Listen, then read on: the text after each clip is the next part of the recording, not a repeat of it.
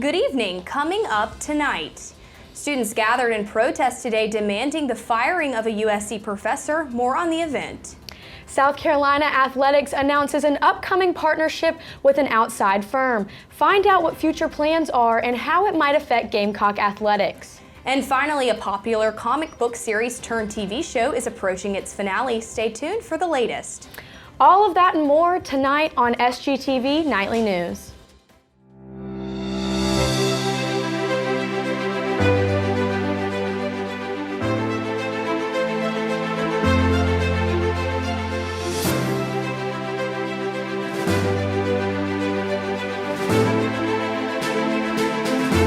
Live from the Kennedy Greenhouse studio, this is SGTV Nightly News. Good evening, Carolina. I'm Lydia Blackstone. And I'm Eliza Pearl-Philpott. Thanks for joining us tonight. Today, outside the Osborne building on campus, students gathered to protest and demand that Professor David Voros be fired. David Voros is the professor in the Visual School of Design that has been the center of several sexual harassment claims and lawsuits. Voros, despite many complaints and allegations from students, still remains a university employee, but has been removed from the classroom until further notice. I'm surprised it happened at our university of all places. I was kind of shocked that it's happened here. It's like we're the flagship university of the state. We should be better than this. The campus COVID-19 dashboard was updated on March 1st. New cases are down on campus with a current campus total active cases at 43. The percent positive rate is also decreased, going from 0.48% to the current 0.44%. The campus alert level remains at new normal. The number of COVID-19 cases for the state of South Carolina is at 520,000, which is an increase of 1,173. There is also 44 new deaths, bringing the total to 8,620. In just a few days, South Carolina makes the move into Phase 1B of the COVID vaccine rollout. For the first time, some students will be eligible to get this vaccine. This next group will include all age 55 and up, frontline workers, people 16 and up with serious medical conditions, and individuals that are in those increased risk settings where people live and work in close contact. These are just some of the eligibility guidelines, and you could be eligible for the vaccine. Go visit the COVID dashboard at the South Carolina DHEC website. Governor McMaster says that because of these successes in the vaccine rollout in February, we're now in a position to make the majority of South Carolinians eligible to receive the vaccine. Here at U of SC, there are only 43 active cases. The university says that when there is an availability of the vaccine, they would like to be distributors of it. The oldest crossing guard in South Carolina and one of the oldest in the United States celebrated her 94th birthday over the weekend. Westside High School crossing guard Estella Williams spends her time directing traffic. Not only does she keep herself busy directing traffic, but she's also a mother of 18 children, still drives and volunteers in her community. Williams shows no signs of slowing down or aging, and certainly doesn't plan on putting down the stop sign anytime soon. That is absolutely incredible and inspiring, Lydia. 18 children. Wow. I mean, can you imagine? I could not. What a lady. What a lady. Coming up, we have the latest on sports, including a new partnership being undertaken by Gamecock Athletics. Welcome back, everyone. South Carolina Athletics has announced a new partnership with a prominent name and likeness firm to address the future of college sports. Let's check in with our News 4 sports anchor, Wade Rainey, to give us the details. Wade? Thanks, Eliza Pearl. Altius Sports Partners, a name, image, and likeness firm, or NIL, has partnered with South Carolina Athletics to aid the school in new NIL activities. With the new NCAA NIL rules coming into effect in 2021, student athletes are now in a position to profit from their status as athletes and their name, image, and likeness. We are pleased to partner with Altius Sports Partners, South Carolina Athletic Director Ray Tanner said. There remain so many unknowns as intercollegiate athletics approaches NIL rights for student athletes. We look forward to working with them as we prepare our student athletes for these important issues. According to a press release, the program will focus on embracing this new era of college sports, as well as developing and empowering Gamecock student athletes. 5 University of South Carolina players were invited to the NFL Combine yesterday. The players who received an invitation included defensive backs Israel Mukwamu and J.C. Horn, offensive lineman Sedarius Hutcherson, wide receiver Shi Smith, and linebacker Ernest Jones. The Combine will take place with a drastically altered format this year due to COVID-19. There will be no in-person workouts, and in-person medical exams will be greatly limited. All interviews and psychological evaluations will take place virtually. However, the Gamecock standouts will be able to show off their physical skills when South Carolina holds its Pro Day on Wednesday, March 24th.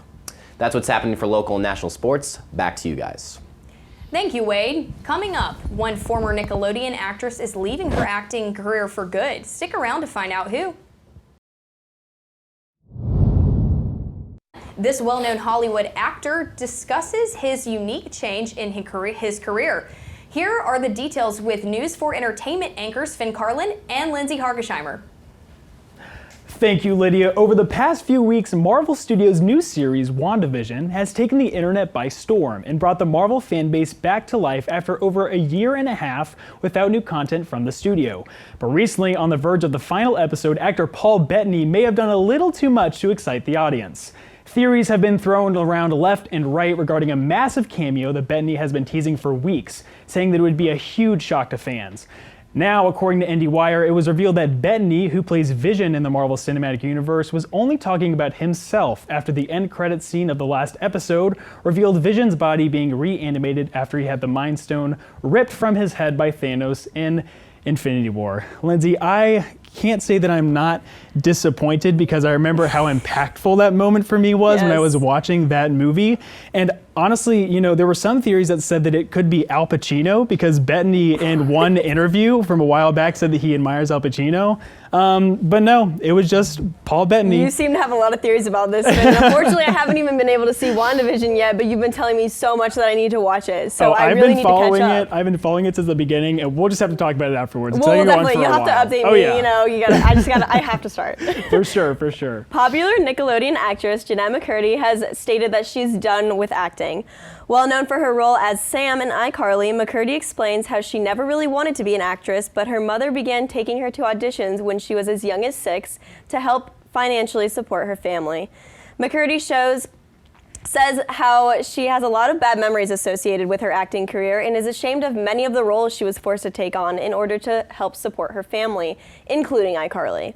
Although McCurdy is done acting, she says she got into writing and directing a few years ago and believes that to be her true passion. She wrote a one-woman show entitled I'm Glad My Mom Died, which tells the story of her past experience with her mom dying from cancer back in 2013. Many iCarly fans hope McCurdy will reunite with former co-star Miranda Cosgrove for a revival of the show, but McCurdy continues to say that acting is in her past and writing is her future. Now, I was actually really upset to hear about this because I didn't even know that there was going to be a revival of iCarly, but I just binge-watched all of it on all 2 seasons that are on Netflix at least right now. So I was like, wait, a revival? And then my spirits just completely sank when she was like, no, I'm not acting anymore. Yeah, exactly. And I loved Sam from iCarly, so hearing that Jeanette McCurdy just did not like the role was really shocking. I did not know that she was getting into directing. I'll have to go see what she made. Yeah, I'm very interested to see how she would direct and how that would turn out. I'm not really sure, but also she said that she was just very anxious when it came to her auditions and to her acting, and she felt like she was like so much worse than everybody else, which was really shocking because I thought she did a great job in all her roles. No, I thought her performance was great, but I guess now we know that she just wasn't really that into it. Yeah. Well, moving on, we all know Will Smith to be an actor of many talents, as his career can clearly show. He's been in comedies, dramas, action films, and more, but now he's talking about playing a role in the White House, but not as an actor. On Monday, when he appeared on the podcast Pod Save America, he said to Jon Favreau that, I think for now I'll let that office get cleaned up a little bit, and then I'll consider that at some point down the line. While he isn't sure whether he wants to pursue politics in an artistic way or with an actual campaign, Will Smith could be hoping to go from Fresh Prince to Fresh President in the coming years. Now, I know that both Will Smith and The Rock, Dwayne The Rock Johnson, have both said, or at least teased, that they might pursue political careers. I don't know what's going on with all of these celebrities saying they're going to run for office, but it really has me interested in like how they're going to go about this. I mean, they already have a fan base, but like how is that going to work, you know? Yeah, I mean, like, I love Will Smith as an actor. I'll have to see what his policy is, but as of right now, he's got my vote. Oh yeah, I love him. Well, that's all we have for you tonight. Back to you guys. Thank you, Finn and Lindsay. Coming up after the break, meteorologist Kaden Dinkins will let you know what to expect for this week's forecast. So don't go anywhere. Welcome back, Gamecocks. Kaden Dinkins here with your weather for tonight. Starting Friday, tomorrow, it is going to be sunny and 60 degrees, so it's another nice day after today to get outside and hang out. It will be partially cloudy, but not too bad for us. Moving on to Saturday, there is a temp drop, and we'll see that later on in my segment where we can see that visual temp drop. It'll still be very nice and sunny for us, and then it'll be mostly clear this weekend, and then we have a beautiful rest of the week. Moving on into the Midlands highs, we had a steady consistent temperature in the high 60s. We were in the 70s in Columbia, Orangeburg, and the upstate of Greenville. We were a little bit cooler on the coast, 67s and then 65 in Myrtle Beach, but that consistent high 60s and then low 70s. Right now here in Columbia, South Carolina, it is warm and clear tonight with a 60 degrees outside. It feels like 60. The wind's going northwest at 5 miles an hour and a 36% humidity.